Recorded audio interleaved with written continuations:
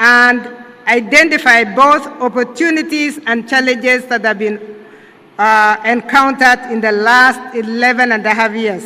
This forum aims to facilitate necessary adjustments in pursuit of the effective execution of the devolved system of governance. It is imperative to acknowledge the enduring clamor for reformed constitution frameworks and a transformation of governance structure within the Republic of Kenya. The Constitution 2010, and we are happy that the Honorable Amolo Odinga is here with us, the Right Honorable, Your Excellency, is with us because you are the one who pushed so hard to have the Constitution of Kenya 2010 promulgated in 2010. When the Constitution was promulgated, it made provisions for a devolved system of governance as captured under Chapter 11 of the Constitution, and whose objects and principles are also provided for under Articles 174 and Articles 175 of the Constitution. And the roles are well stipulated between the two levels of government in Schedule 4 of the Constitution. Your Excellency and distinguished participants, it is in the facilitation of the functioning and operations of the devolved governments, the Constitution under Article 203(2) provides for a 15% of the equitable share of the national revenue to be allocated to the county governments. The county governments may also receive additional allocations from the national revenue, either conditionally or unconditionally, under Articles 202(2) of the Constitution. Resources are also provided under Article 204(2) through the Equalization Fund to provide basic services, including water, roads, health facilities, and electricity to marginalized areas to achieve the same level of development as other parts of the country in the principle of equity. The county governments are also empowered under Article 209 of the Constitution to raise their own revenue through what we call the own source revenue, in addition to the equitable revenue that is given by the national government. The Senate diligently fulfills its constitutional obligation of legislation, oversight, and representation concerning the formulation of the pertinent legislation related to revenue sharing, exemplified by the Division of Revenue Act, the County Allocation of Revenue Act, and the County Government's Additional Allocations Act. These legal provisions are paramount for the allocation of resources to devolved governments, which are indispensable for fostering socio-economic development and throughout the nation. Your Excellency, the devolved system of governance is founded upon the principles of being citizen-centric, rooted in equity, inclusion, and social justice. The execution of devolution is intricately woven into both national and international development frameworks. This alignment is articulated through initiatives such as the bottom-up economic transformation agenda, the Kenya Vision 2030, the East African Community Vision 2060, and the African Union Agenda 2063, and the United Nations 2030 Agenda for Sustainable Development. It is fundamental to appreciate the milestones and achievements that have been realized in various sectors since the implementation of devolution, which has been ongoing in the last almost 12 years. The devolved governments have made significant strides in the development of health facilities, human capital development, development of modern early childhood education centers and vocational training institutions, provision of platforms for public participation, industrial development in processing and value addition, infrastructure development, promoting agricultural production and development of water infrastructure, among others, and we appreciate that from our county executives. From where we sit in the Senate, Your Excellency, the county governments have also made progress in addressing issues of inequalities, marginalization, and inclusion of vulnerable members of society, such as the children, the youth, women, persons living with disabilities, the elderly, through providing opportunities and financial assistance, which are vital attributes to social justice and inclusion. Distinguished participants, Your Excellency, it's also imperative to recognize that the devolved system of governance grapples with a plethora of challenges that persist as significant impediments to effective implementation. Among these challenges are, first, the incomplete transfer of devolved functions alongside their corresponding resources. We are very happy that His Excellency the President yesterday did announce the gazettement, which has actually been done, of a good number of the functions that have now been released. And we are very grateful for that. The next agenda would therefore be for the IGTRC to start costing these functions so that they don't just get devolved, but devolution be followed by the resources. There is also the challenge of delayed disbursement of the equitable share between the national government and the county governments. Of course, there is also the challenge of misappropriation of funds by county governments, as we have identified from where we sit. There are leadership disputes also that have culminated in impeachments and the emergence of factions within county leadership, not just in the executive, but also in the county assemblies.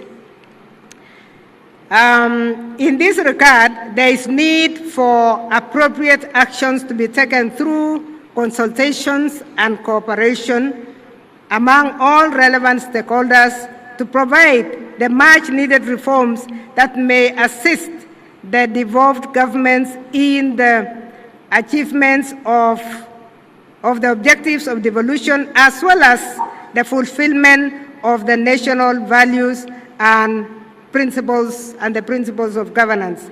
This takes cognizance of the aspirations of all Kenyans for a government based on the essential values of human rights, equity, freedom, democracy, social justice, and the rule of law as espoused in the preamble of our Constitution.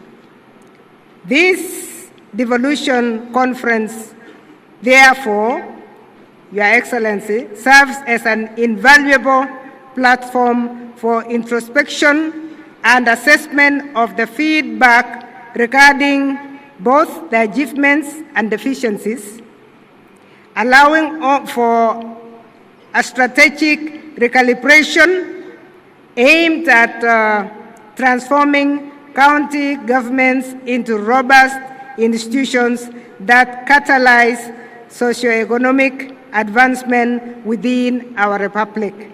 With those remarks, Your Excellency, I want to thank you and thank all the participants for listening to this message from the Senate. Thank you. Let's appreciate Professor Kamar again. It's now my pleasure to invite the Cabinet Secretary for Ministry of Health, the one and only Honorable Aden Bare Duale, to come and make his remarks. Karibu sana Waziri. Let's appreciate Waziri as he comes to make his remarks. Karibu.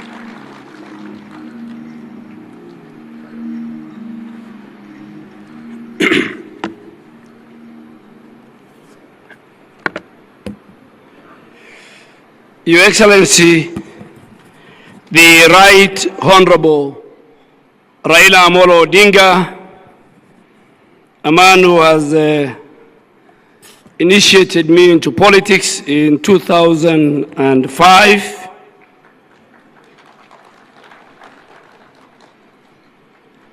Your Excellency, the Governor of Homa Bay, Honorable Gladys Wanga, one of my very, very good legislator when I was the leader of majority, the chair of the Council of Governors, Excellencies Governors, Deputy Governors, colleagues from both the Senate and the National Assembly, colleagues from both levels of government, our development partners, Honorable Excellency, former Prime Minister, as we come to the day 2 of the Devolution Conference, let me first extend my heartfelt appreciation to Homa Bay County for its warm hospitality, and also to the Right Honorable Raila Odinga for his enduring leadership in advancing equity and justice. The theme for the people, for posterity, devolution as a catalyst for equity, inclusion, and social justice, reflects devolution as our constitutional and moral compass. It reaffirms our past 2 days as a powerful driver of an inclusive prosperity, tangible equity, and effective governance. Social justice, Honorable Prime Minister, demands that every Kenyan has an equitable access to opportunities. He has equitable access to protections, and he has equitable access to essential services. A goal that devolution advances by bringing government closer to the people, correcting historical imbalances, and ensuring fairness in the distribution of resource allocation. Ladies and gentlemen, Honorable Prime Minister, guided by this principle, our health reforms under the universal health coverage focuses on 4 key pillars: human resource for health, making sure equitable deployment of skilled health workers, integrating community health promoters into the formal system, and scaling up specialist training to ensure we have skilled care in every county. And Honorable Prime Minister, as a person who worked with you during the 2010 Constitution, I am still and will always believe that devolution was right, devolution has done the best, and the days when decisions were made for our country from the street of Harambee House or Harambee Street, where you have one side the office of the president, and the other side you have the National Treasury, and all other related offices, including the Judiciary, the Public Service Commission, the Office of the Attorney General, Parliament. I think that is what made us go for devolution. So I still believe, and that's why I want to confirm that I am one minister who has a very good working relationship, and I want to thank the leadership of the Council of Governors, their CECs, for health, and the entire health team at the counties that because of my belief in devolution and health is devolved, I work with the Council of Governors and the entire leadership at our counties very well. On health financing, restructuring through social health insurance with the dedicated funds for primary health care, chronic illness and emergencies, while we are leveraging on public-private partnership to expand our physical space. These health reforms are already delivering tangible gains, reducing maternal mortality, expanding our ICU and HDU capacity along our counties and our referral hospitals, improving our immunization coverage, and enhancing access to oncology, dialysis, and other specialized services. However, challenges remain, including limited physical space, health workforce gaps, emerging health threats, and inequities in access.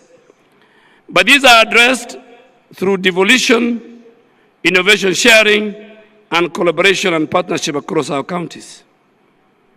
Honorable former Prime Minister and Excellencies Governors, ultimately, social justice in healthcare demands quality care that is accessible, affordable, and dignity.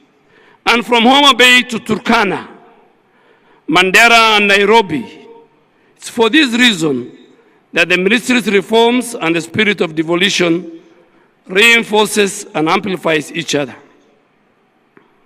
Our work is about the people, their dignity, their opportunities, and their future. We have both the responsibility and the means to make social justice a lived reality through a well-governed, well-resourced, people-centered health system. Your Excellency, the Prime Minister, before I conclude, I want to make a confession.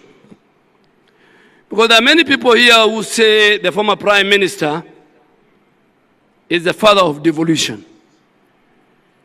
Maybe they have read in the newspapers, maybe they heard through the TV, but I was there on the table when you fought for devolution. As a member of parliament for Langata and as a prime minister. You fought for devolution in Naivasha, in the morning and in the wee hours of the night, navigating the political turmoil of that time. You fought for three things among many things. Three were irreducible minimum for you, because I was a member of ODM, and I'm happy Senator of Siaya and my long-term lawyer who defended me in many petitions, election petitions, is sitting here. And also, the man who first signed my nomination certificate to go to Parliament, Professor Anyang' Nyong, is sitting here.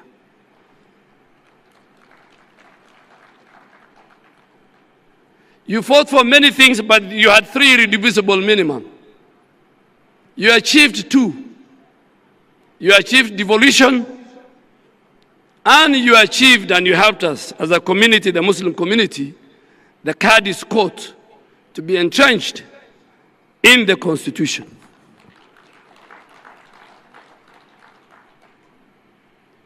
And I can tell you without fear of contradiction that when history is written, the Muslim community in our country will remember your position. But you fought for also a parliamentary system of government. Kenyans fight every election because of bombers. You wanted to devolve the presidential election through a parliamentary system of government, where one day a son in Turkana or from Kuria will ascend and become the Prime Minister of Kenya. That did not happen. It didn't happen, but at least in everything that you look for, you don't get 100%. We got a good constitution with a very good Bill of Rights. Devolution was key. And just to pick on the region where I come from, former Prime Minister, before devolution, the 3 districts of Northeastern and the 3, which are now the 3 counties of Garissa, Wajir, and Mandera, used to receive a paltry 1 billion shilling in one financial year for development. Today, because of devolution, Garissa, Wajir, Mandera combined receives close to 30 billion. That is because of what you did as our leader then and our leader now, that you fought for the Bill of Rights that we have today. We fought together with the great minds here, an independent judiciary, an independent parliament. But because this is a devolution conference, I want to thank you on behalf of the people that were with you, some here, some who are not there. The challenges we faced in making sure that devolution was entrenched, that governance was given to the people of Kenya, and the sharing of their resources was given to the people of Kenya.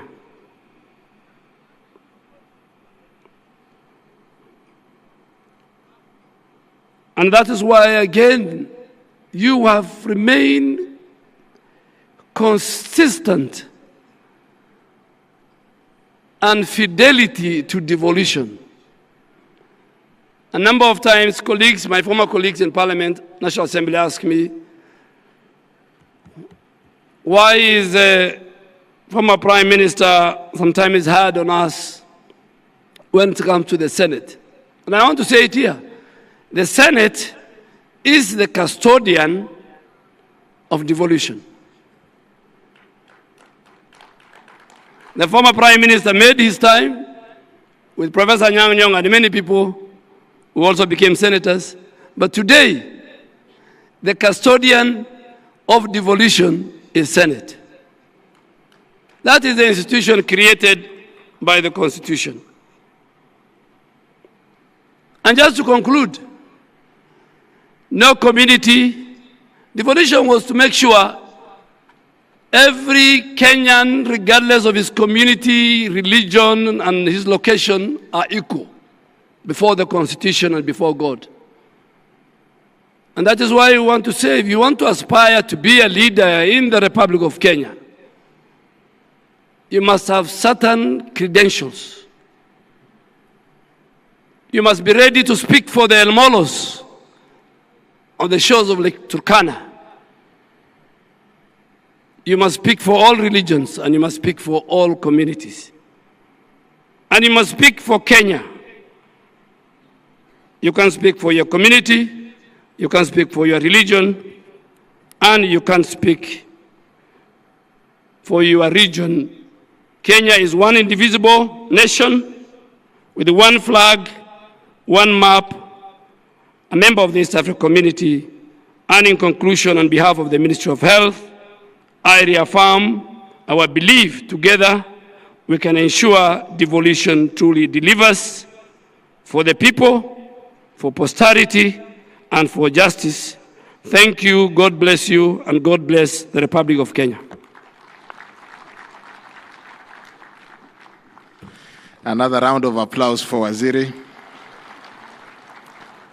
It's now my honor to invite our gracious host, the Governor for Homa Bay, Her Excellency Gladys Wanga, to make her remarks, and in turn invite the Chair of COG. Karibu sana.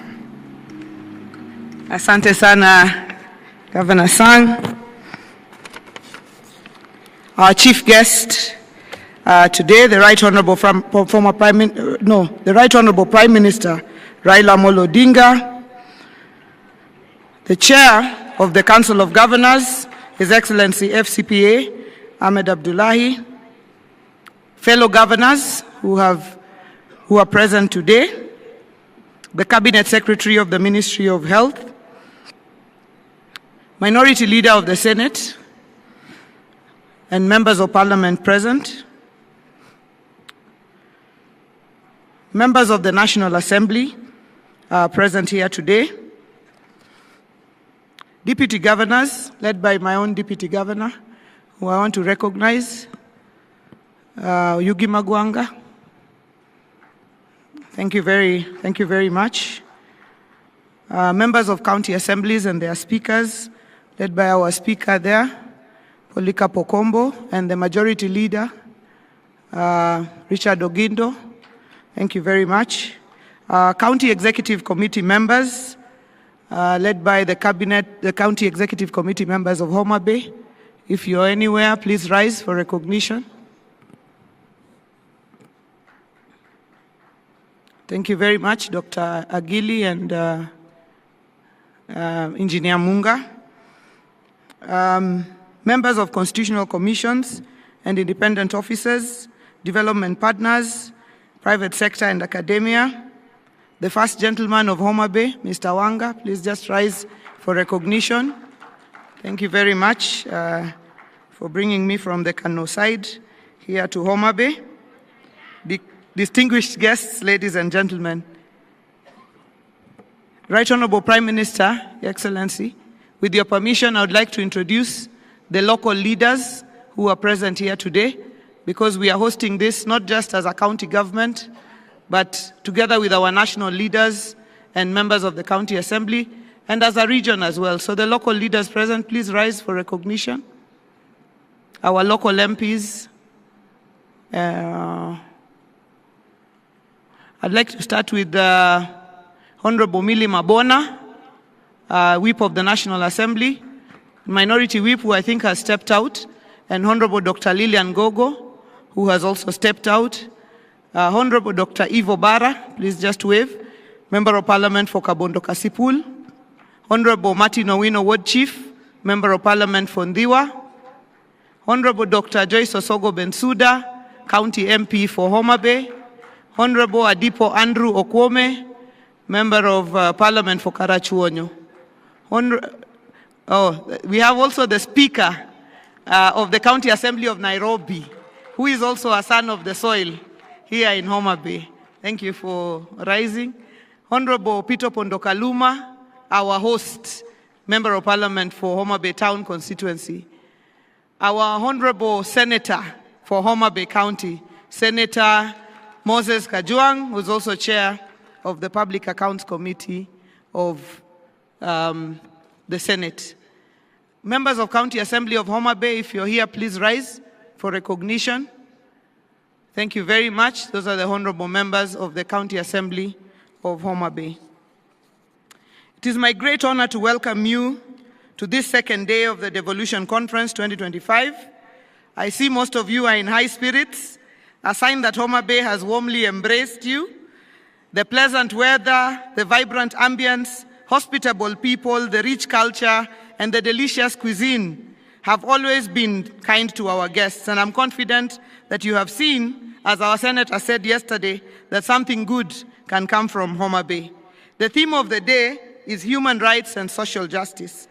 I am especially proud to welcome to DevCon 2025 in Homa Bay my party leader, the Right Honorable Prime Minister Raila Odinga Baba, who has a long track record of fighting for human rights and social justice. He's the father of Katiba 2010 and the father of devolution. His steadfast support and championship of devolution, sometimes even remaining alone in that fight, instills immense confidence in us. It feels as though we are in safe hands, ready to share first-hand accounts of our progress and challenges in his presence. With Baba, we share in the belief that counties should be given more funding. Simply put, funds must follow devolved functions. Upon devolving the functions of health, agriculture, roads, and water, we ought to have seen serious restructuring in line ministries to release funds to devolved units. The sub-theme for Devolution Conference 2025, Reengineering County Governments to Accelerate Development and Close the Socioeconomic Divide, demands a bold examination of devolution successes and setbacks after 13 years. Many inspiring stories of devolution's impact have been shared across the 47 counties. I want to share on our Homa Bay's achievements on county functions and impactful devolution stories with our successful programs. Let me start with a story I love to repeat in Homa Bay, that we are the bay of endless potential, but with limited resources. The vision is an elephant, Kaliech, with resources like a rabbit, Apuoyo. In education, in the last 10 years since devolution, from 2013 to 2022, we had constructed 23 classrooms. In the last 2.5 years, we have been able to build 243 early years classrooms under the Ondoa Kaunda initiative, ensuring that our young children learn in dignified facilities. The hallmark of this initiative is a labor-based approach, giving each of our eye centers 1 million shillings for construction by the local community. Our Fins to Swim scholarship supports 623 bright but needy students, about 40% of whom are girls, through secondary school up to university. The Fundi Mangula program has enrolled 600 youth who have graduated and another 600. Now we are having 1,200 students going through a vocational training scholarship program. We partner with KCB in this program under the KCB to Jiajiri. Some of our Fundi Mangula beneficiaries have been involved in development of projects like the Ondoa Kaunda and the Affordable Housing Project. Our bursary program supports over 20,000 beneficiaries every year, 800 from each of the 40 wards identified through the village cluster public participation framework. In the 3 years of my administration since 2022, we have a cumulative number of 81,860 beneficiaries. In healthcare, we have used our on-source revenue that we grew to a high of 1.729 billion in the financial year 2024-25, using the cashless, fully automated system to fund critical services. At the level 5 Homa Bay County Teaching and Referral Hospital, we are constructing a 5-story accident and emergency block, which will be complete by December, and a funeral parlor, which is already complete, to give our people a dignified send-off.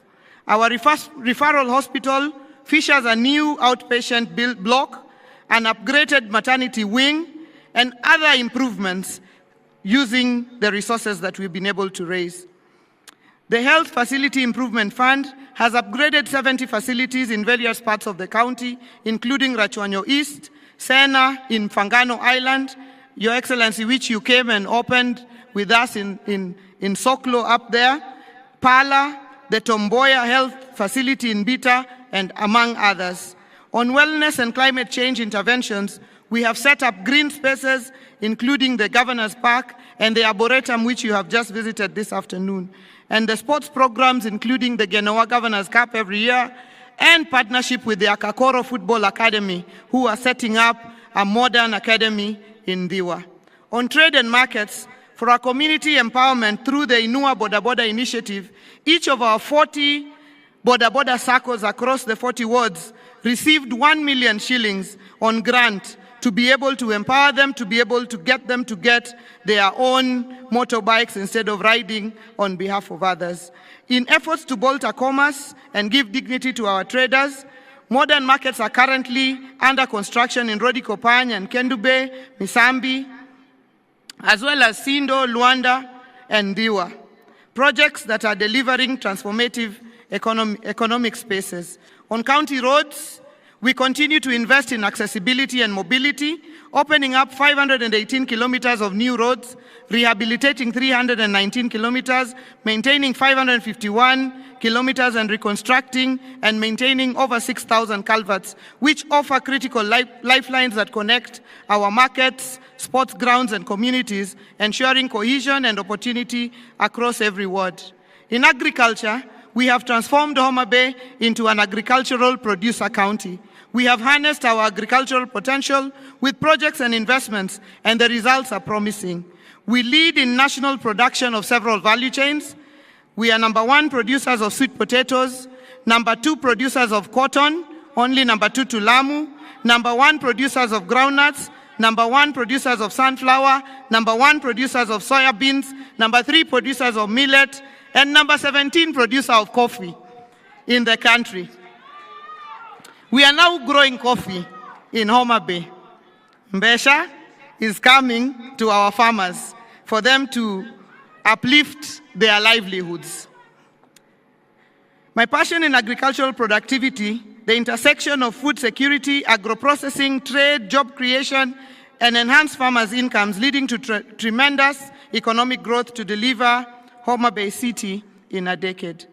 Full devolution with attendant funding will give good national economic outcomes in the 47 counties. In the next national planning cycle, like Vision 2030, devolution should be a key pillar. We commend the current administration for allocating 415 billion to counties, although, Your Excellency, you had said we should get to at least 450 billion. And the council had said at least 530 billion. So we are at 415 and we appreciate, but we hope that we can get to even higher amounts. Your Excellency, to promote inclusion, 2 days ahead of the Devolution Conference, we ran a hackathon competition which brought young people from all 47 counties, and they were called ethical hackers. They were coding, and the title of that was Hacking 48 Governments in 48 Hours. We saw impressive solutions on effective public participation, health diagnostics, and managing road accidents through monitoring speed. In technology, we will involve the youth and get their innovation on board. As I conclude, Your Excellency, Prime Minister, allow me to once again really thank my colleague governors, led by the Chair of the Council of Governors, for accepting that Homa Bay would be the host of this year's Devolution Conference. It looked like a pipe dream when we began to discuss it with Senator Kajwang when we were just elected. But we are very, very glad that colleague governors accepted that this small county, sometimes considered on the very far end of the world, be able to host this conference. I'd like to thank the chair of the steering committee, Governor Mutahi Kahiga, who has made several trips to Homa Bay in the process of planning. I'd like to thank the COG Secretariat team, led by the CEO, Madam Mary Mwiti, and the entire Secretariat. They have made trips here. They have spent sleepless nights. I know that seeing that this conference has become such a huge success gives you great satisfaction. I'd also like to thank very much my team, the county team that worked together with the COG team to deliver on this conference. Finally, I look forward to hosting you tonight to a sumptuous dinner at the Governor's Park. Tafadhali, this evening, there's dinner and ohangla at the Governor's Park. Please do not miss to attend the dinner this evening. Erokamana Hinya, God bless you, and welcome once again to Homa Bay County. Let me take this opportunity to welcome to the stage the indomitable chair of the Council of Governors, the Governor of Wajir County, the land of camels, Governor FCPA Ahmed Abdullahi. Tafadhali tumpigie makofi our chairman as he comes to deliver his address.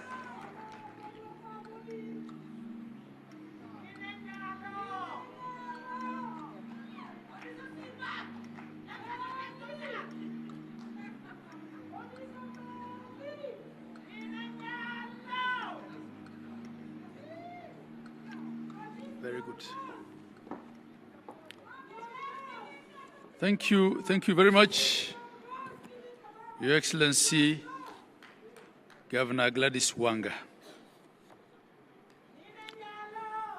Our chief guest for the day, the Right Honorable Raila Amolo Odinga, Prime Minister, Excellency Governors and Deputy Governors who are here, the Cabinet Secretary for Health, the Honorable Arendwale, Senators, Honorable Members of the National Assembly, representatives of the Judiciary, leaders of Homa Bay County and the Greater Nyanza region, Excellency Ambassadors and High Commissioners, Principal Secretaries, Speakers and members of the county assemblies, all national and county government representatives, private sector, civil society representatives, development partners, international delegates, all delegates, ladies and gentlemen, hamjambo. Good afternoon. Your Excellency, the Right Honorable Prime Minister, let me take a few minutes, first of all, to introduce the governors who are here, who will not have an opportunity to come and say something at the podium. All Excellency Governors, please. We have the host Governor, Gladys Wanga.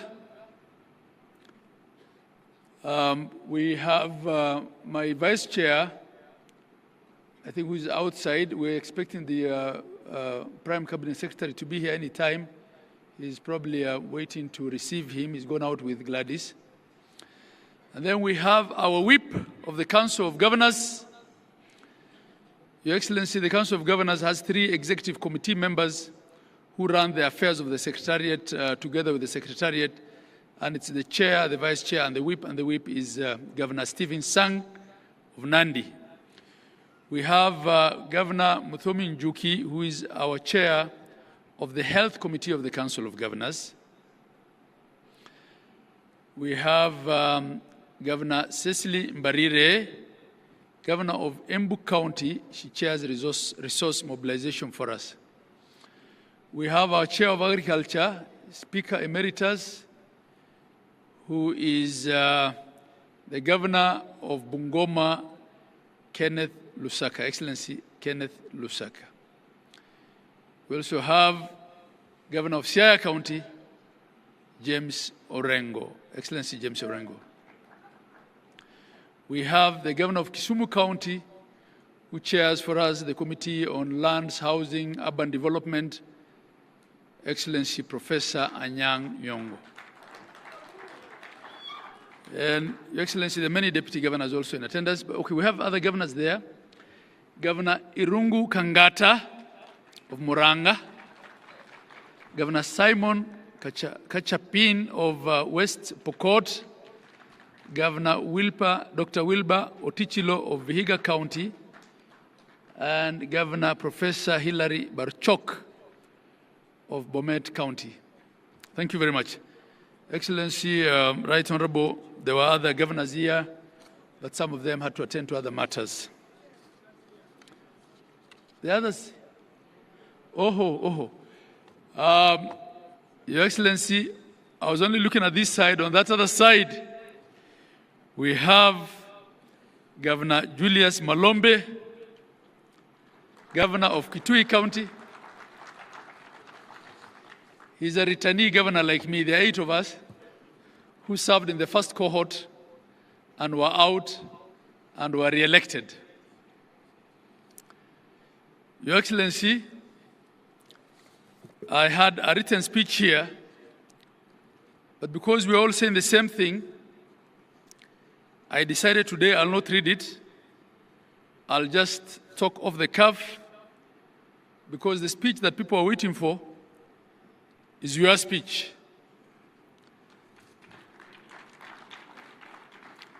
But I'll just say a few things, and I hope by the time I finish, the Right Honorable the Prime Cabinet Secretary will be here so that he can speak before you. You are our chief guest for today. So we're also trying to avoid any protocol hitches. Your Excellency, may I take this opportunity to welcome you officially to DEFCON 2025. I want to say that in Kenya, there are different sets of truths. It appears that everyone makes their own set of truths. But there are three sets of truths that we all seem to agree on here. And you've heard that from the speakers who were here before me as well. Truth number one is that devolution has worked for Kenya. It has delivered.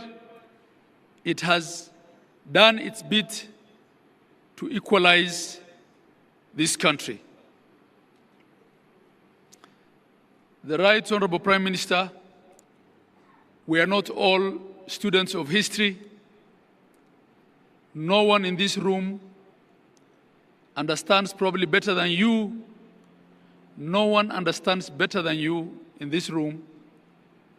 Maybe the only other person who I would say has a lot of institutional memory and knowledge on our political history here is Professor Anyang' Nyong'o. No one understands better than you the history of Kenya, the first administration that we had, the system of Majimbo, how the Senate was killed, how they were made to serve the remaining bit of their term in the National Assembly then, and how a seat was created for each senator in their rural district, and with it ended devolution. With it ended Majimbo. Your Excellency, no one understands better than you the struggle for the second liberation, the various drafts that we had, the Yash Balgai team, the Bomas draft, and what then became the final consensus position of forming 47 governments based on the 1992 district boundaries. Devolution was your fight. It remains your fight, Your Excellency.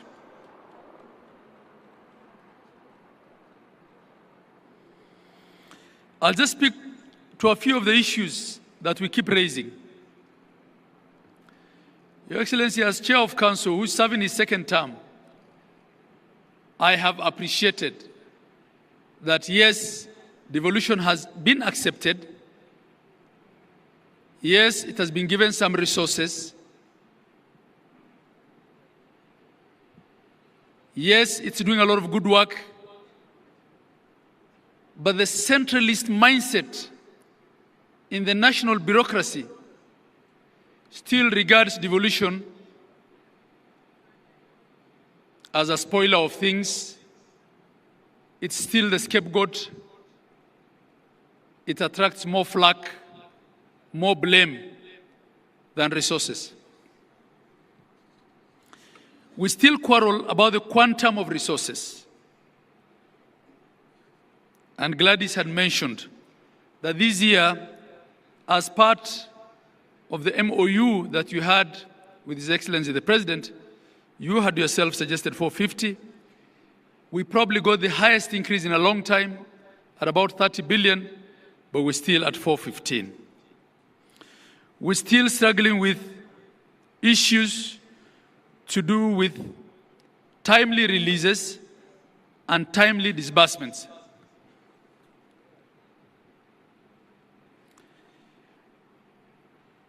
And what this does, Your Excellency, is that we end up in a situation where a nurse at Kenyatta National Hospital receives her salary at the end of the month, but in some counties, they have to wait for 3 months because not all counties have arrangements with commercial banks.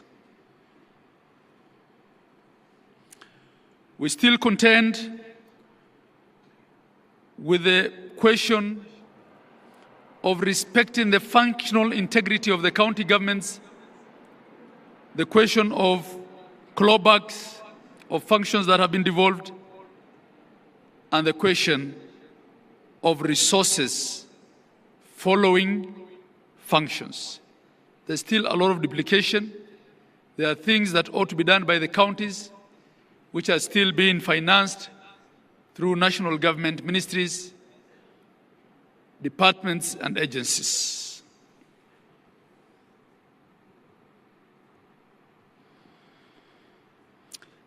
Your Excellency, counties have to still contend, and this is a matter that needs to be looked into, with a duplicity of oversight. Our understanding as governors was that the first level of oversight for the county governments was the county assemblies, and that governors will then be called to the Senate not as the first level of oversight, but to clarify certain things, probably audit reports, annual audit reports. And in fact, having served in the first cohort of governors, we only used to get invitations from the Peak Park Committee then. But now it's become customary that governors have to be called by departmental committees of the Senate. Your Excellency, whilst to date, not a single MCA, not a single member of parliament has had to be recalled. We have had at least 4 governors impeached, and I think there have been as many as 7 or 8 attempts. I had it on my phone. I can't remember offhand. How many? Mary? 8 attempted impeachments, many of whom were salvaged at Senate. The question then begs, Your Excellency, is it only governors? Are Kenyans only electing the wrong governors?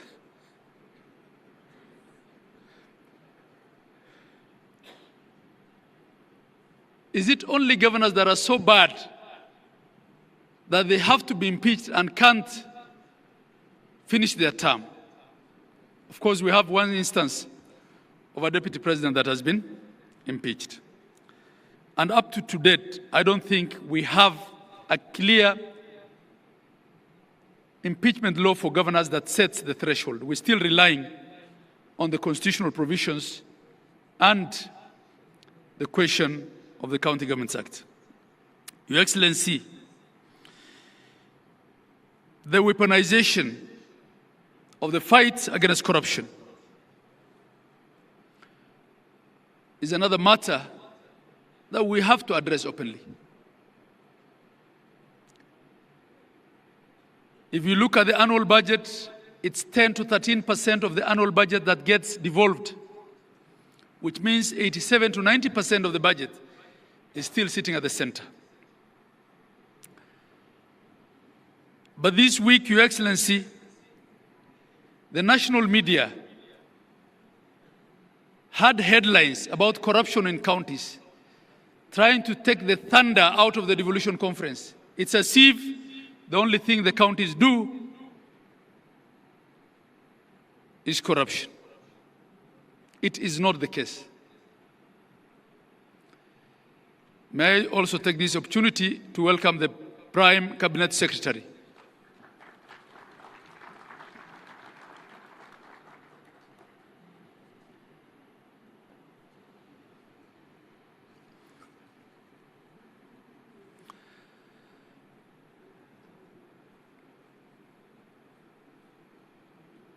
You're most welcome, the Prime Cabinet Secretary. Karibu. I was buying a little bit of time so that you can come in. Thank you. So, Your Excellency, I'll move much faster. So I was talking about corruption. Yesterday, His Excellency the President, I think, in a very open and clear manner, spoke to the question of what I call non-executive corruption. Corruption in other arms of government. Your Excellency, as a Council of Governors, we feel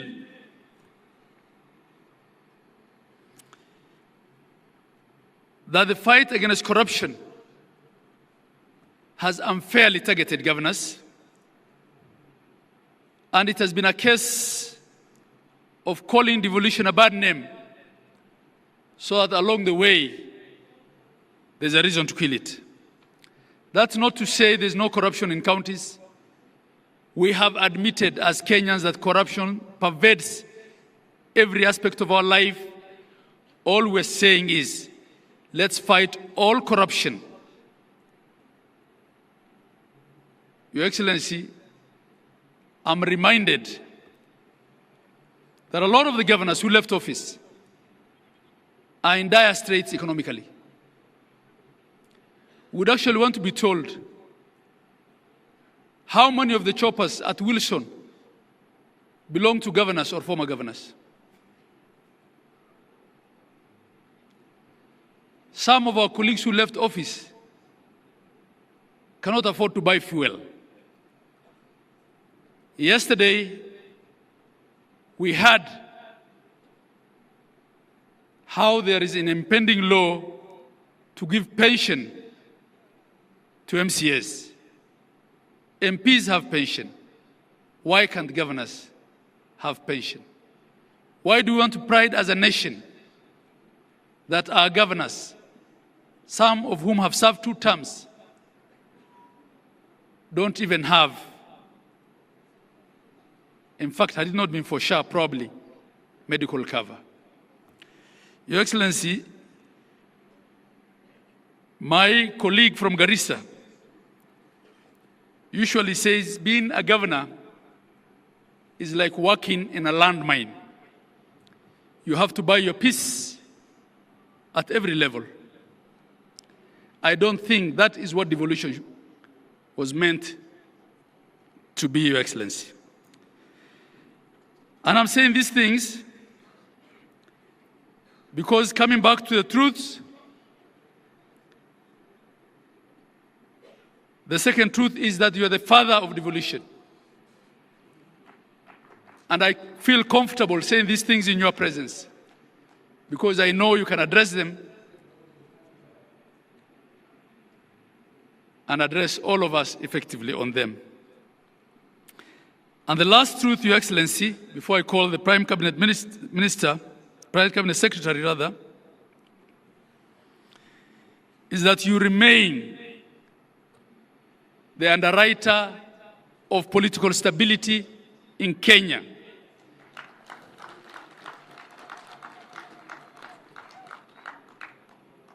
Your detractors will say all manner of things. The fact of the matter is that we almost lost this country as a result of the Gen Z protests and demonstrations, which turned into riots. You were magnanimous enough to allow members of your party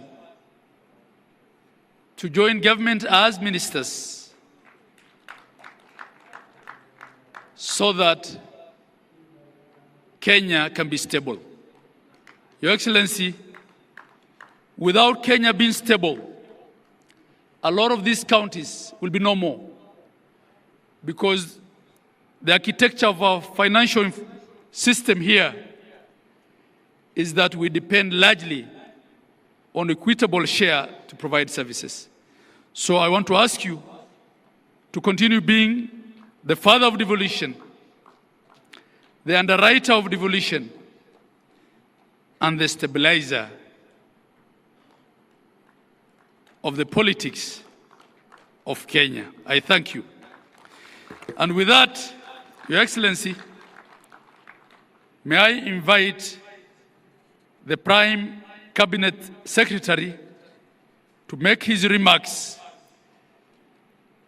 before we invite you as our chief guest for today. That's how it has traditionally been. Prime Cabinet Secretary, please.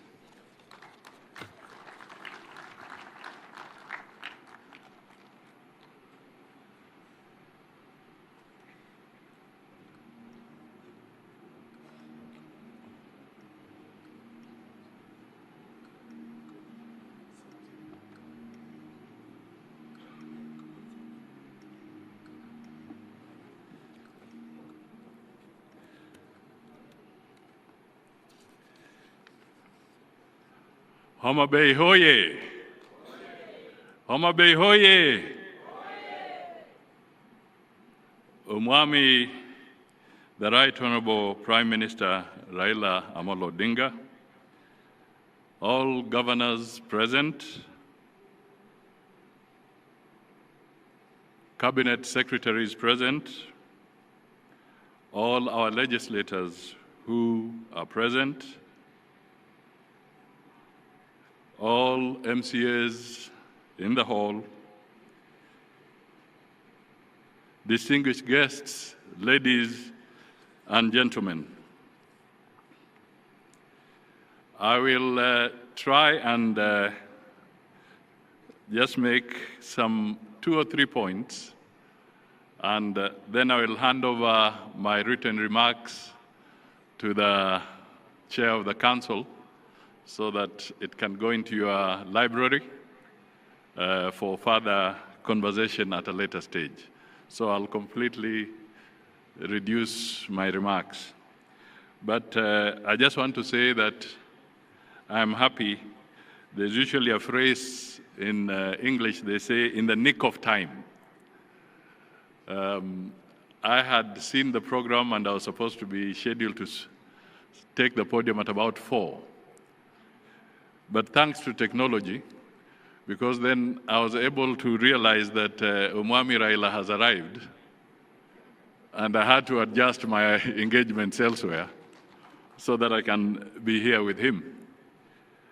So, and of course, let me give accolades to Governor Gladys Wanga and her team in the county for putting together a very, very colorful and important function for governors and for the country. Your Excellency Raila, we are standing here because devolution, in a way, is the product of different factions of our political landscape coming together. You will recall that after 2007-2008 elections, the Honorable Raila Odinga and the late Mwai Kibaki brought together what we commonly call the Grand Coalition Government. In the Grand Coalition Government, I was assigned the role of being Deputy Prime Minister and also Minister for Local Government. And through the leadership and guidance of the Honorable Raila and the late Mwai Kibaki, I spearheaded the sessional paper on devolved government under the Constitution of 2010, and also to ensure the 6 primary pieces of legislation to anchor the process of devolution and to have them ready on time for the general elections was a difficult task.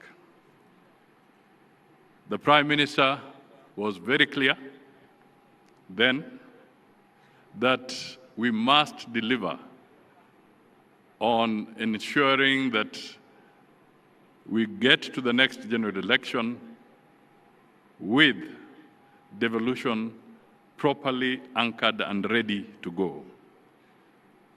So we did that, and in that parliament, the sessional paper was approved, and attached to the sessional paper were 6 pieces of legislation, which today formed the basis and the foundation for the devolved system of government. So I want to confirm what the chair of the governors was just saying a few minutes ago, that it is not fiction. It is a fact that Raila was at the center of ensuring that devolution takes root. Now, let me come to another very quick point. Maybe it has been said by previous speakers, but I normally wear my other hat once in a while to look at numbers. And in the past 11 years, we are now in the 12th, in terms of the consolidated figure of equitable share in revenue, county governments have received 3.6 trillion Kenya shillings, consolidated in the last 12 years. I will not go into the debate as to how you have utilized those resources. I think the best judges are the residents of your counties, and of course, the Auditor General, who from time to time is charged with the responsibility of scrutinizing how public resources have been utilized. Let me also highlight that through the media and previous contributors, there's been a lot of conversation around efficiency, proper utilization of resources, management of the payroll systems across the 47 countries, the effect of mismanagement to taxpayers. So I will not want to speak too much to that. But let me just highlight that we also have a record that there are about 688 delayed projects across 34 counties, valued at about 24 billion Kenya shillings. And in 33, there are also about 40 unutilized projects in 10 counties amounting to about 400 million Kenya shillings. These are issues that we need to look at. And abandoned projects, abandoned or maybe neglected.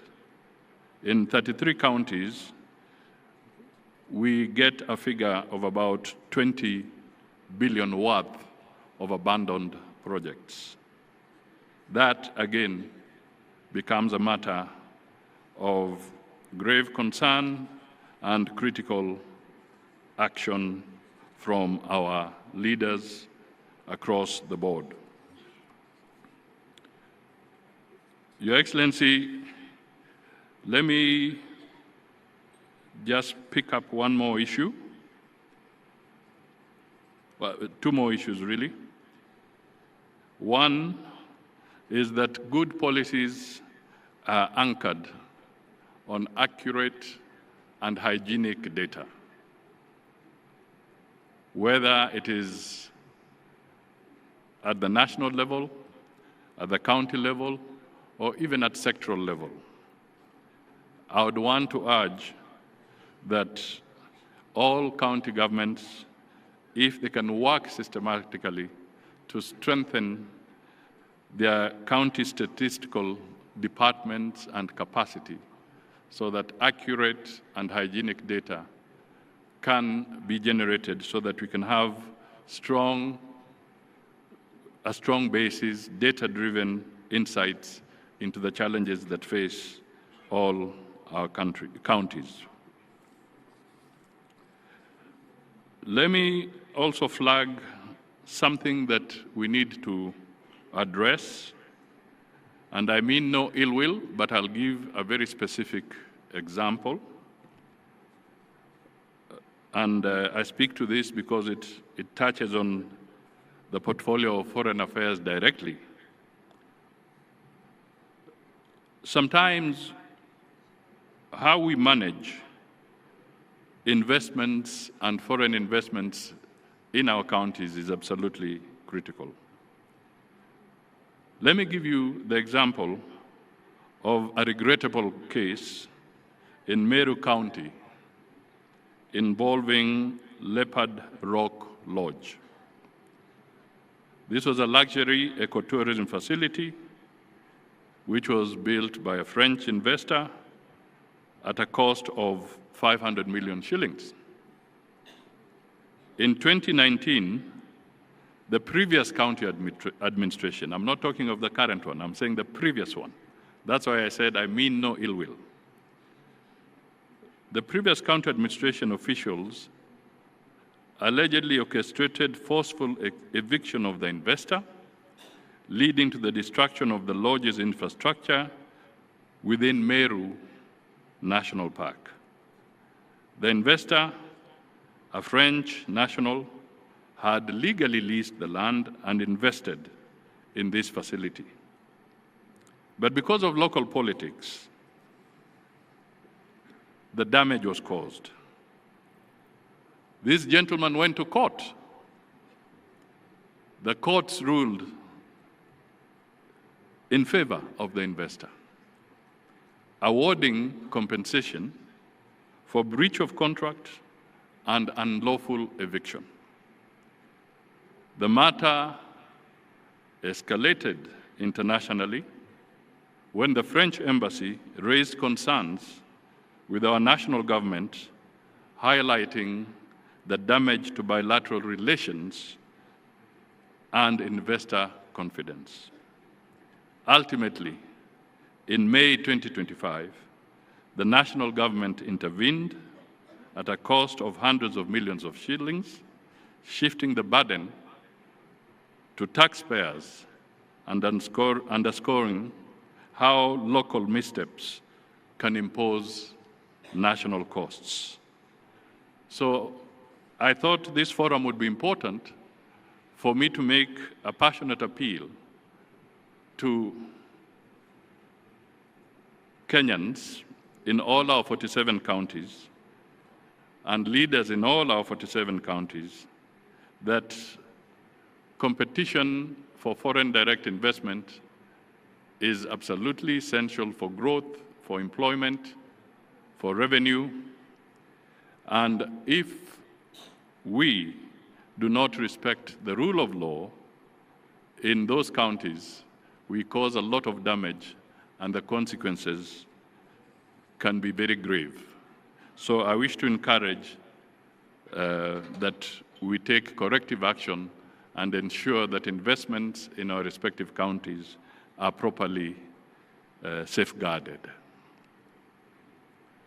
Finally, let me just talk to the issue that still remains a crisis across the board. And this is garbage collection, solid waste management. 12 years into devolution, we still grapple with huge heaps of waste, blight in our urban and rural landscapes alike, posing severe threats to public health, the environment, and indeed our national dignity. Let us look at this area carefully. Garbage is big business.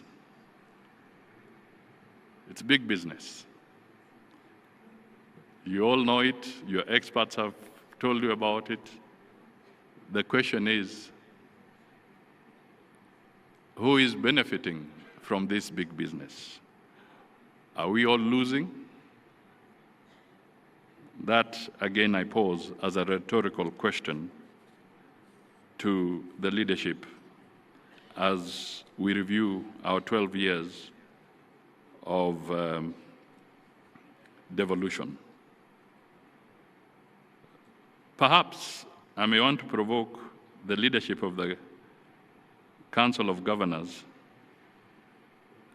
Perhaps, if it is not already there, perhaps we can introduce a rewarding innovation and sanctioning mechanism for counties that prove themselves in terms of waste management. Perhaps you can create awards where the resource allocation is increased if a county can properly demonstrate that they are able to deal with the solid waste challenge effectively, and those that may not be able to do so perhaps can be sanctioned so that they can also pull up their socks and not pull the other counties down. It might be, especially in this era of climate-related issues which are in vogue and which are important, maybe we should start looking for the green county of the year, the one that really steps out and is able to demonstrate that they are managing this particular challenge and in the process benefit from an elevated allocation during the revenue sharing mechanism. I'm speaking when I know there are legislators here, so perhaps they can refine this better as they reflect on some of these things. So I think I end there, but most important, devolution is and remains the most critical innovation within Kenya's constitutional framework. And whatever the challenges we face, I think it's important to acknowledge that the governors and their teams have made a difference in our society, and we challenge them to continue making that difference and making it even better as we go into the future. Thank you for listening to me.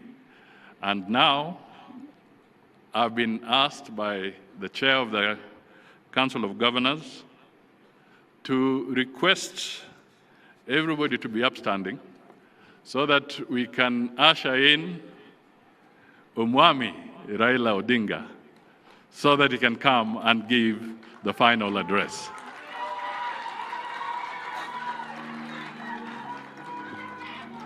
Kama kuna wimbo weka juu.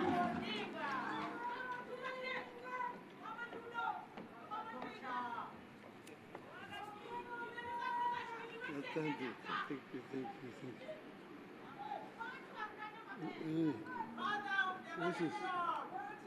you.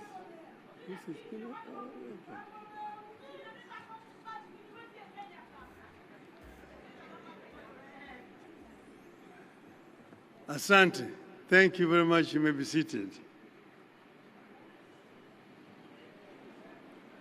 The Prime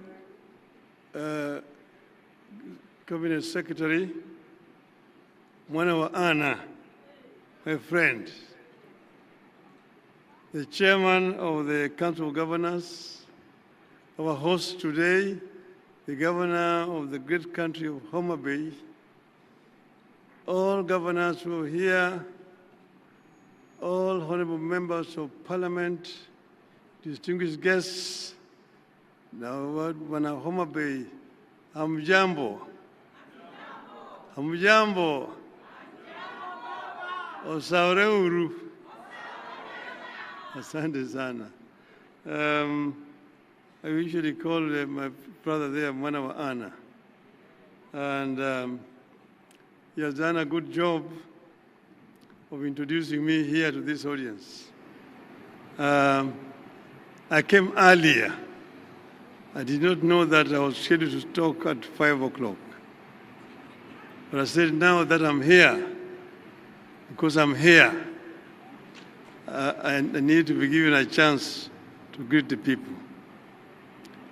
So we are very happy that the county of Homa Bay is hosting this conference this year. Now, we've been here just a few months ago when we had a very electrifying Madaraka Day 2 months ago. And it looks like Devolution 2025 is not any different. I was very happy and pleased when I arrived here and I was taken to a park,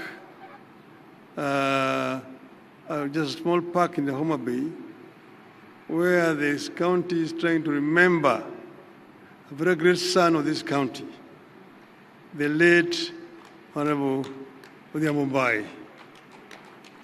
I was very, very pleased indeed, because Odinga is actually was the architect of the devolution. I myself was very passionate about devolution, but Mbai had understood it much better than anybody else. So when we went to Bomas of Kenya, because I had hired him as my consultant. So when we went to Bomas of Kenya, and the debate started in earnest, and then I asked the chairman to give Mbai a chance to address the audience. When he spoke that day in Bomas of Kenya, and he spoke for nearly 10 minutes without break. And by the time he finished, the whole hall backed into cheers. And they all cheered Mbai and said that that gentleman should be the chairman of the Devolution Committee. And that is how it became. That Mbai became the chair of the Devolution Committee. And as the chair of the Devolution Committee, he navigated very dangerous corners. Because as you know, I've been mentioning several times that devolution had then, and even today, very powerful enemies. He was able to create proper benchmarks to be met. And because of that, he became a marks person. And as I've said several times, Mbai would not see the new constitution. In broad daylight, in front of his children, they moved in to his house and shot him and fatally wounded him. So it is fitting that today we are here actually celebrating this day in Homa Bay, not very far away from Mbai's home, right just next door here. And today I really want to make an appeal to the Council of Governors, because Mbai left a young family, young wife, and children. And if the Council of Governors can see it fit that you create a kind of a fund, a small fund, you can just put in 5,000 shillings a month, that will go a long way to help the family of the little Mbai. It's an appeal. But then, let's get back to business. And let me begin by declaring a familiar interest. I believe in devolution. I believe in more, not less devolution. I believe in a balance of power between Nairobi and the counties. None should stand in the way of the other. I believe in strong county executives oversighted by equally strong county assemblies. I believe in a Kenya that sees the strength of each of the 47 counties as the strength of Kenya. But let me say, county government are supposed to be oversighted by county assemblies, not the Senate. So therefore, it is unnecessary for Senate to be summoning governors to go to appear before senators in Nairobi. Only the public accounts and the public investment committees should summon not even governors, the chief executives of the county government. It's a waste of time, all the time summoning governors to come to appear before parliamentary committees. Centralism still has strong supporters, but I believe its days are in the past. Centralism comes with some bad habits. It thrives on keeping the whole country waiting for Nairobi to make decisions on very local issues that Nairobi knows little or nothing about. Devolution beats centralism at allowing local people to make decisions on local issues. Decisions affecting only Homa Bay should be taken in Homa Bay or any other country for that matter. Only decisions affecting the whole country should be taken by the national executive in Nairobi. I believe local policymakers bring more insight to local issues, are more likely to be more accountable, transparent, traceable, and named and shamed.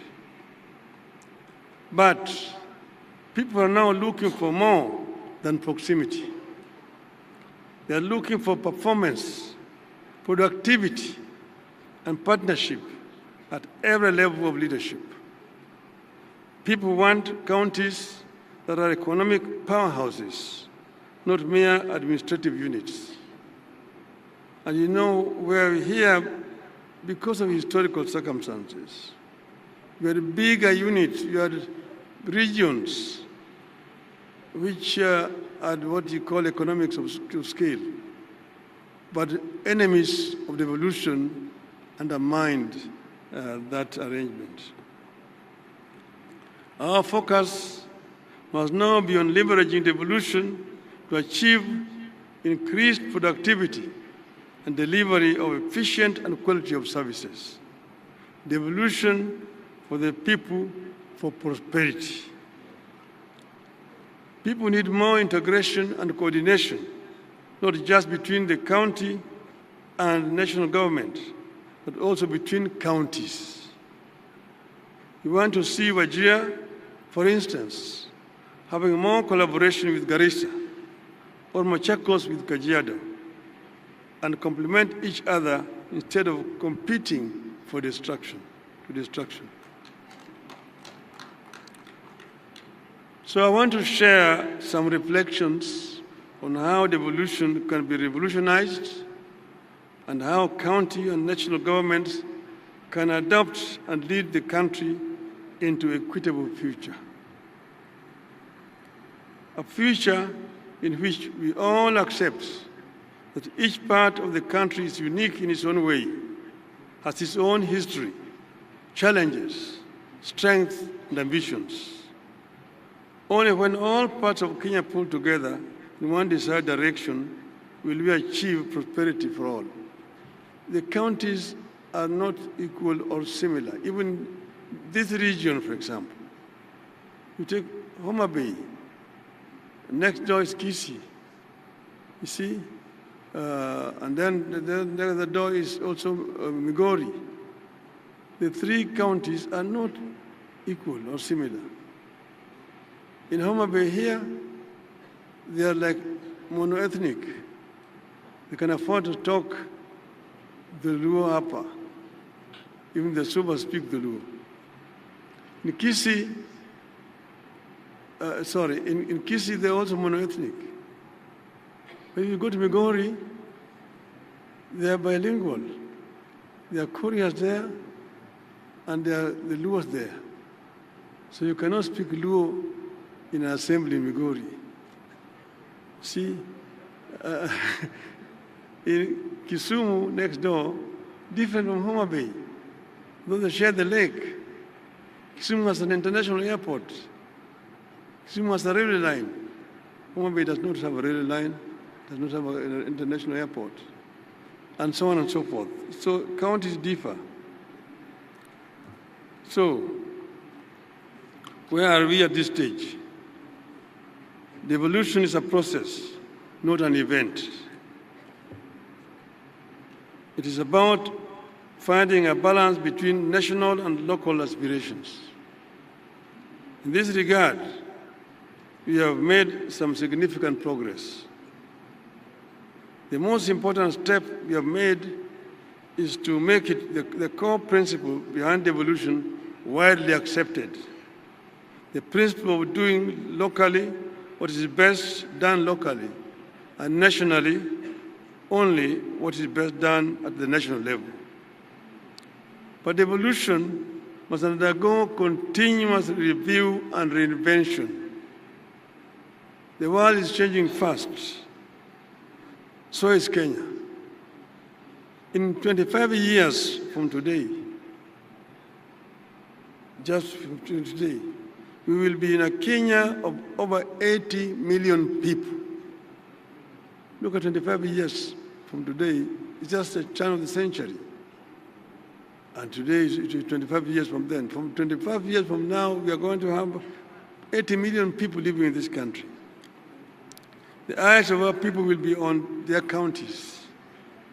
Our counties will either be engines of innovation or bottlenecks of frustration. The choice is ours, and we must choose boldly. We need to watch against the transfer of power and resources from Nairobi only for the same to be hoarded at county headquarters. We have to continuously ensure local communities access the devolved power and resources and have the power to decide where funding goes and how the services and projects are run.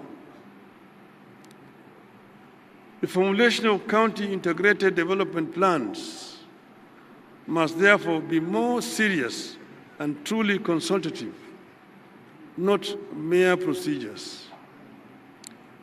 Those CIPDs, DPs, must also be implemented to the letter with much more regular references to the people. Needless to say, we have to cut the controlling hand of the national government. We must continuously push the national government to stop micromanaging counties. We must constantly fight off the national government's instinct to hold power and resources.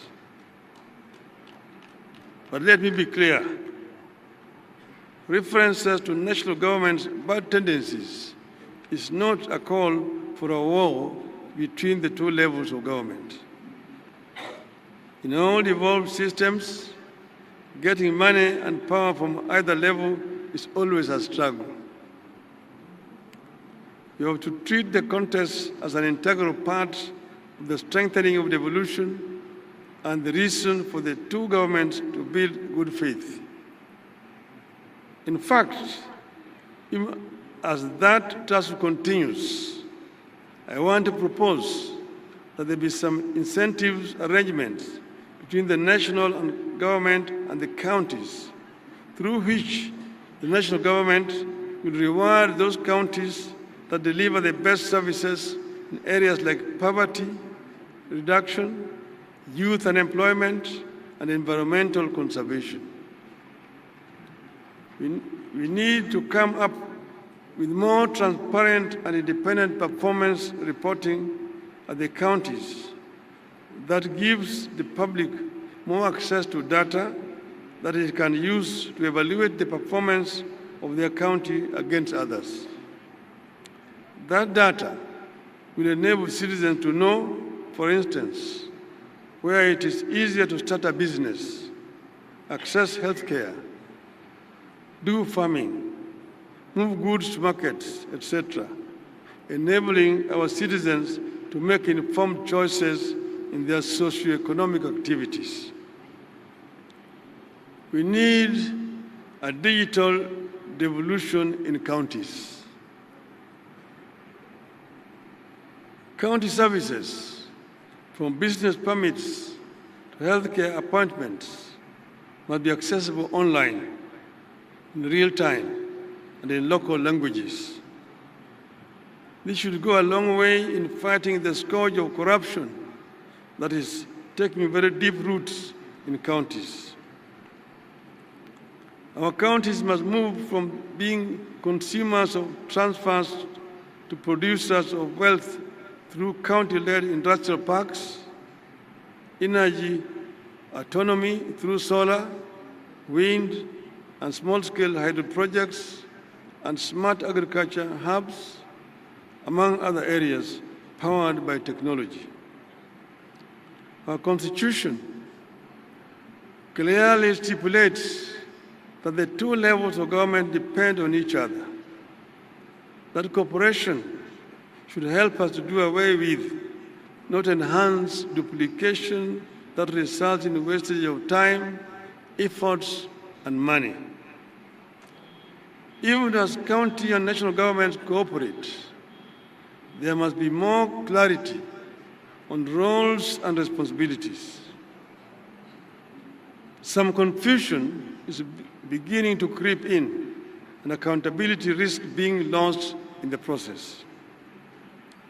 We must continue demanding that counties be granted full control over all devolved functions. But we must also demand to see what difference the counties are making in increased devolved resources and functions. At the same time, we need to bring more areas into the devolution fold. Our constitutional making was characterized by negotiations and give and take. To avoid a war, for example, with NAT, we only devolve early child development aspect of education. Because NAT had threatened us that if we devolve education, they are going to mobilize teachers to oppose the new constitution. And that's why education was not fully devolved. We must now break the cycle of managing our schools from far away in Nairobi. The time has come for Kenya to devolve education up to secondary school. It makes no sense to see a Minister of Education going to Marsabit, to Garissa, inspecting primary school structures or construction. It's a shame, because that is the work that should be done by the governor of the counties there. The time has come to devolve education. In the interest of efficiency and better service delivery, all money is currently managed by the NGCDF and NGAAF should be surrendered to counties. When CDF was formulated and promulgated, the people of Kenya were seeking an equitable distribution of natural resources, which had been denied through an imperial presidency. Most of the work here was basically left to Harambes. He wanted to build a tuition build block, Harambee, dispensary, Harambee, and so on. Since that time, everything in the system of governance has changed. We removed the patronage system in allocation of natural resources. We adopted devolution. We established a constitutional commission to allocate revenue between the national and county governments. We empowered the parliament on budgetary matters.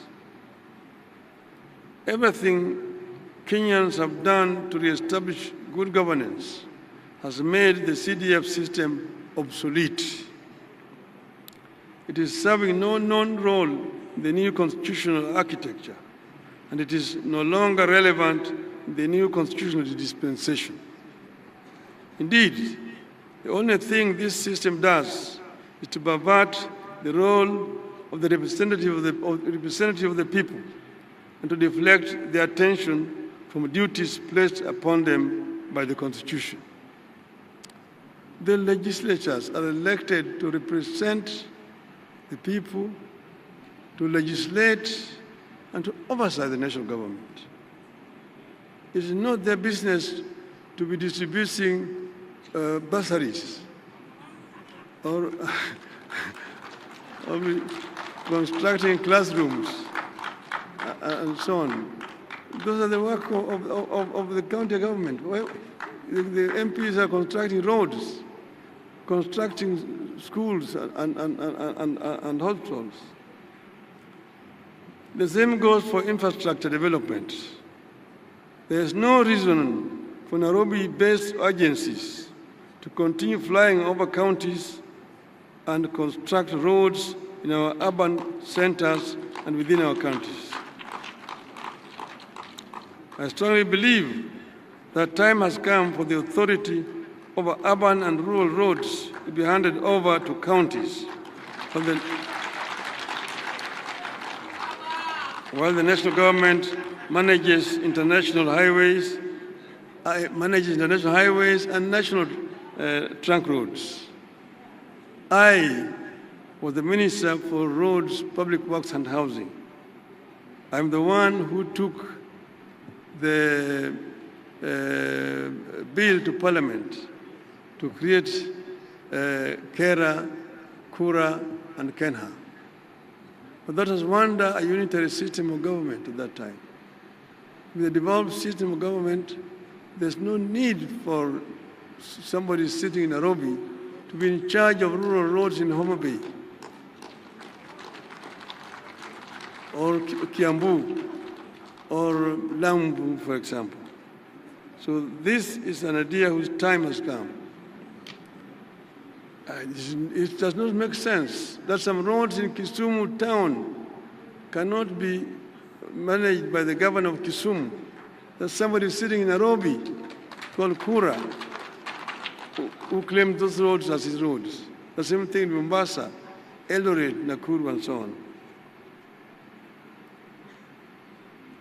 I know the better way to power this economy there's no better way to power this economy than to have major road construction works going on across all the 47 counties at the same time. I am well aware that some of these functions are currently not devolved and may require constitutional amendments to be transferred to counties. But through delegation of functions and legislation, we can get this work done and in the process take more power and resources and prosperity to the people. Finally, I want to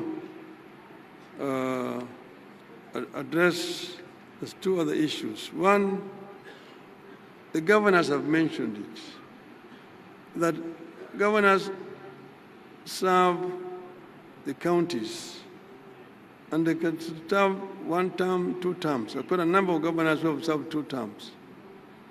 In Parliament, we did an amendment so that any member of Parliament who serves 2 terms is automatically entitled to a pension. Why can we not do the same thing to the governors? A governor who has served 2 terms needs to be entitled automatically to a pension. So this is a recommendation that should come from Homa Bay. And members of Parliament should seize this matter and go and move an amendment in Parliament. Okay. Second thing is issue of corruption. You see, corruption is not confined to the counties, and I'm happy that the President talked about this. I talked about it the other day. Our society will not develop until we manage this animal, this beast called corruption. And it is in all aspects of our lives.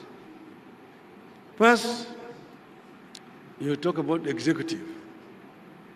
It is rampant in the executive. Not at county only, first at the national level. In the procurement and in revenue collection, that's where it resides. Revenue collection, these revenue officers, whether it be the customs officers, they be income tax, they be VAT officers, there's a lot of pilferage in that right. There's a lot of leakages. And then procurement officers. Again, here there's an area where there's a lot of pilferage. You're procuring so expensively. You'll be told now you're building affordable housing. But at what cost? At what cost are you building the affordable housing? Yeah? And all that eventually is burden pushed to the taxpayer. So this is an area where we need to face these enemies of our society squarely in procurement and in revenue collection. The other area here is, and this is both at the national and at the county level. Then go over to the legislature. Again, it's domiciled in the legislature. A lot of money was being wasted by people who should be working productively, being summoned to appear before parliamentary committees. And you find parliamentary committees sometimes saying, we are cancelling this project. They're only doing that because they've been funded by a contractor who lost the contract. When there's a tender, there must be a winner. And once that the tender has been awarded, the contractors who lost will look for the member of parliament or an MCA. Or the contract has been corruptly awarded. Then immediately they now summon the minister or the PS to come, and you want to investigate this. They shout a lot make a lot of noise, but basically they are being paid by the losing contractor. As they've been doing this, you find the contract has been properly awarded, is suspended, is cancelled, and you know the financial year is very short. By the time you awarded the contract, it is September. If somebody goes and suspends it, you'll be into the new year. The whole financial year is wasted, money is not spent. So Parliament must also be brought on board properly, because Parliament is also actually impeding implementation of government projects by being corrupted by contractors. And then, you know, come over to judiciary. Judiciary is also not blameless. When some people tell you that rather than wasting my money in hiring a lawyer, I'd rather bribe a judge, and I will get whatever I want. A criminal, somebody that committed a crime, when he's supposed to be arrested, rushes to court, and when they go to court there, gets an order to stop him from being arrested. So the judiciary is a major impediment also. So the corruption resides also in the judiciary. And you come down to the private sector. The private sector is also not blameless. The private sector is where there's competition for contracts, and the ones who now go and bribe the executive, they also bribe the legislature and so on. So there's always a giver and a taker in a corrupt deal. So the private sector is also not blameless. The media is also not blameless here. The media is very much deeply involved. If you see the media saying, oh, we are exposing corruption here, they have been paid. That we have done a professional investigation exposing corruption in the legislature, or in judiciary, in the executive. They themselves have been paid to do what they're doing. So the media is not blameless in this one here. So we need to deal with this issue squarely by looking at this animal called corruption, the face, and dealing with it. That's the only way that our country will be able to move forward. I thank you very much for listening to me.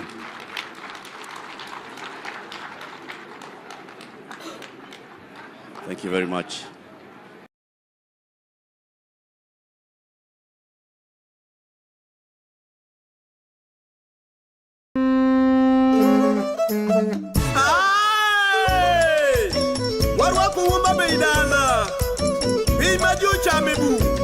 Homa Bay is a beautiful place. It's a hidden gem.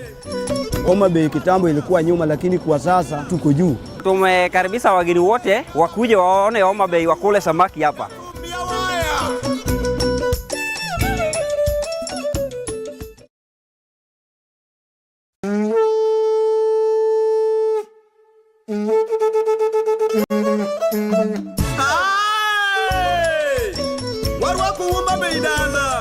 Welcome to Homa Bay County, a county that is known for its